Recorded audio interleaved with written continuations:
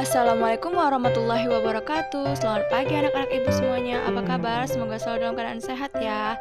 Dan untuk materi kita hari ini, kita akan masuki tentang bagian-bagian telinga pada manusia. Nah, sekarang perhatikan gambar telinga berikut ini ya.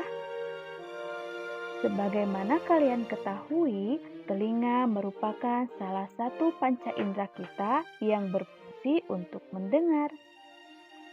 Bagaimanakah proses telinga kita bisa mendengar? Yang pertama, daun telinga menangkap gelombang bunyi dari luar, kemudian diteruskan ke bagian telinga tengah. Yang kedua, di telinga bagian tengah, gelombang bunyi dari telinga luar diubah menjadi getaran. Yang ketiga, getaran diperkuat dan diteruskan ke bagian telinga dalam untuk diubah menjadi rangsangan syaraf. Dan yang keempat, rangsangan saraf diteruskan ke otak sehingga kita merasakan sensasi mendengar dan mengerti maksud dari suara tersebut.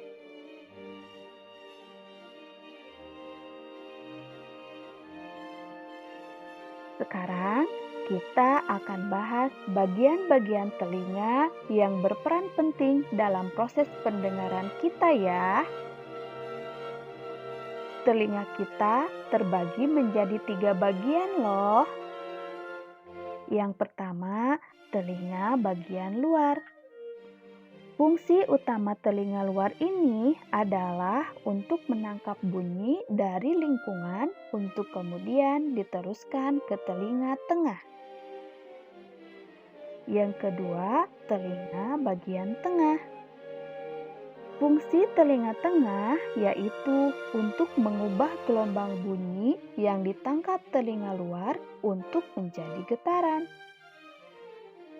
Yang ketiga, telinga bagian dalam.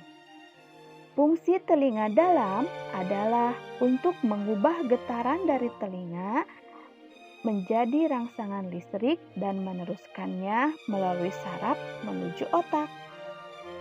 Nah, untuk lebih jelasnya, kita bahas satu persatu ya.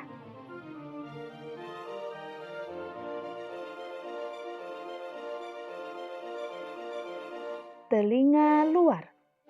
Bagian-bagian telinga luar terdiri dari daun telinga. Daun telinga berfungsi untuk menangkap gelombang bunyi dan melindungi telinga dari kotoran. Lubang telinga. Lubang telinga berfungsi sebagai tempat masuknya bunyi ke dalam telinga. Saluran pendengaran. Saluran pendengaran berfungsi sebagai penghubung antara daun telinga dengan gendang telinga.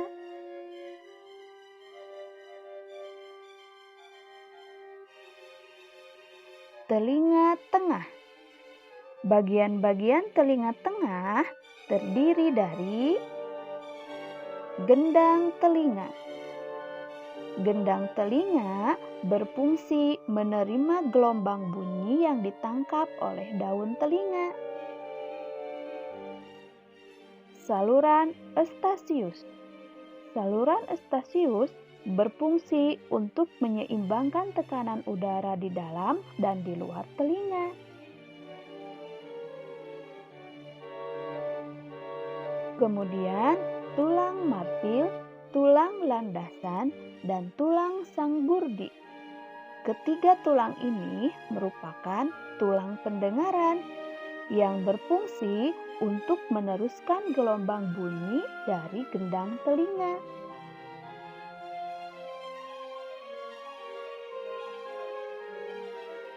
Telinga dalam.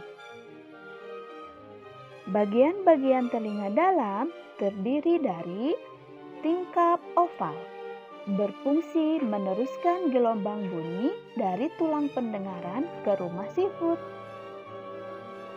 Tingkap bundar berfungsi meneruskan gelombang bunyi dari telinga tengah ke rumah sifut.